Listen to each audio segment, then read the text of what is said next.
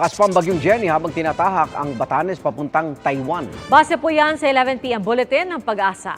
Nakataas pa rin ang signal number 3 sa Batanes.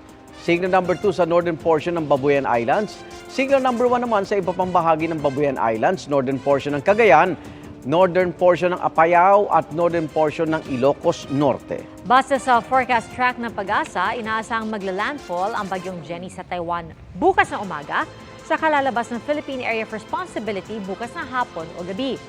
Bukod sa bagyo, palalakasin din ito ang habagat na magpapaulan sa ilang bahagi ng bansa. Mga kapuso, sama-sama tayong maging saksi. Mag-subscribe sa GMA Integrated News sa YouTube. Para sa mga kapuso abroad, samahan niyo kami sa GMA Pinoy TV at sa www.gmanews.tv.